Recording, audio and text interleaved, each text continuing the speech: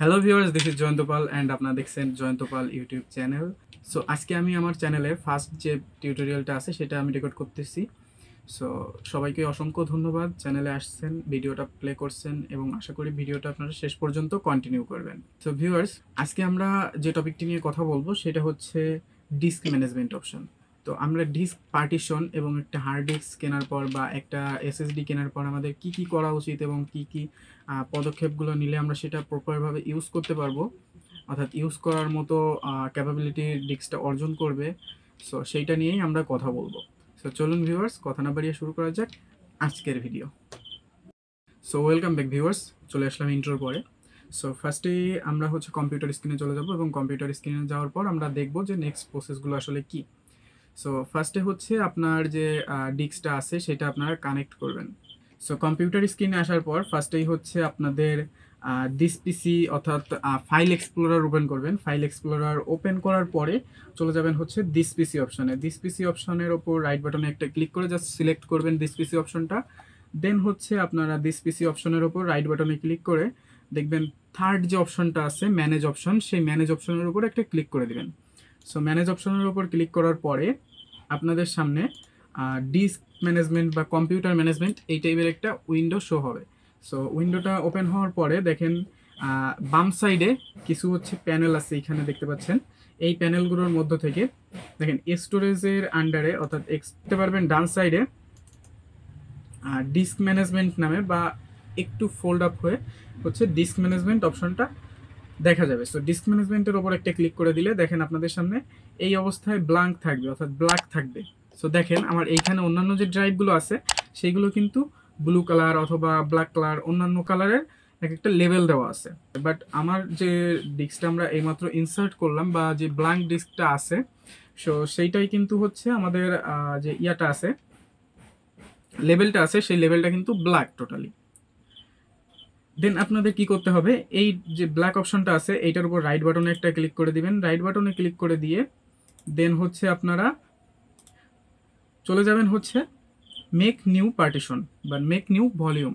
So make new ভলিউমের উপর click করে দিলে দেখতে পাচ্ছেন যে এইখানে ধাপে ধাপে কতগুলো অপশন আসছে এবং নেক্সট নেক্সট করতে করতে দেখেন এক পর্যায়ে আমাদের এইখানে কি দেখাচ্ছে, আমাদের এখানে দেখাচ্ছে হচ্ছে ভলিউম নেমটা দেখাচ্ছে এবং হচ্ছে ডিটেলসগুলো দেখাচ্ছে যে কোন ফাইল ফরম্যাটে হবে। এখানে আমাদের এখানে আমাদের এনটিএফএস ফাইল ফরম্যাটে আমাদের ফাইলগুলো কিন্তু ক্রিয়েট করতে হবে। এইটা অবশ্যই আপনার মনে রাখতে হবে যে এনটিএফএস ফাইল ফরম্যাট, কখনো FAT32 করবেন না বা অন্য কোনো ফাইল ফরম্যাট করবেন না।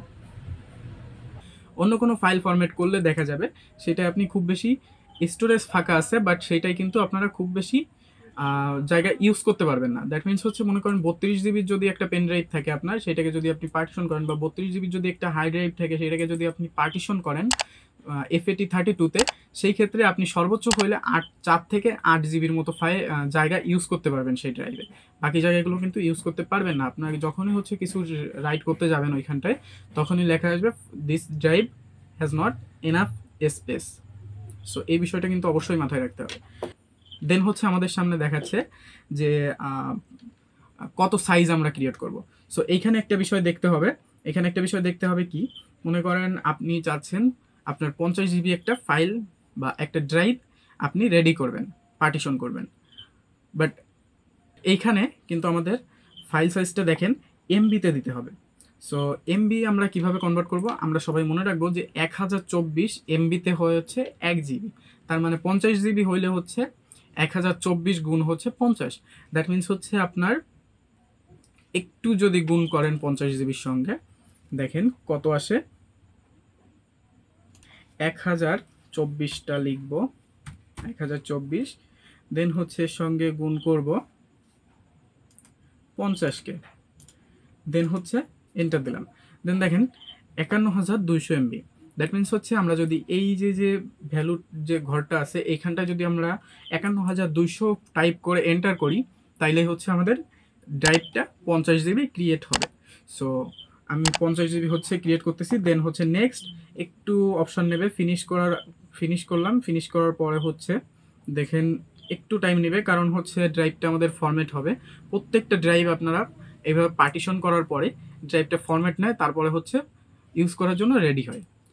সো এই সেম প্রসেসে বাকি যে ড্রাইভগুলো আছে সেগুলো আমাদের ক্রিয়েট করে নিতে হবে। সো আমি ক্রিয়েট করে নিচ্ছি আমাদের বাকি ড্রাইভগুলো। ফাইনালি একটা কথাই বলবো যে আপনারা কোনো কিছু শিখলে প্রপার ওয়েতে শেখার চেষ্টা করবেন। অনেকেই আছে হচ্ছে উইন্ডোজ দেওয়ার সময় ফাইলগুলো হচ্ছে পার্টিশনগুলো দেওয়ার চেষ্টা করে, বাট অনেক টাইমে আছে আমরা হচ্ছে পরবর্তীতে আমরা এই টাইপের পোর্টেবল হার্ড ডিস্ক বা পোর্টেবল SSD আমরা কিনি। সো সেই ক্ষেত্রে কিন্তু আমাদের যে পার্টিশনটা আছে, পার্টিশনটা আমাদের আলাদা করে উইন্ডোজ থাকা অবস্থায়, অর্থাৎ উইন্ডোজ ইনস্টল থাকা অবস্থায় পিসিতে, তখন আমাদের এটা পার্টিশন করা লাগে। সো সেই ক্ষেত্রে কিন্তু এই প্রসেসটা অনেকাংশে কার্যকর এবং এইটা অ্যাকচুয়াল প্রসেস। আমি জানি না আপনারা কোথা থেকে কি শিখবেন, বাট আমি বলতে পারি যে আমার এই চ্যানেলে টেকনোলজি নিয়ে, অর্থাৎ ট্রিক্স নিয়ে বা টিপস নিয়ে বা রিভিউ নিয়ে যে টাইপের ভিডিওগুলো আসে না কেন, সবগুলোই আমি টেস্ট করে তারপর হচ্ছে আপনাদের প্রেজেন্ট করব। সো আশা করি চ্যানেলের সঙ্গে থাকবেন, ভালো থাকবেন, সুস্থ থাকবেন। Good bye, tata.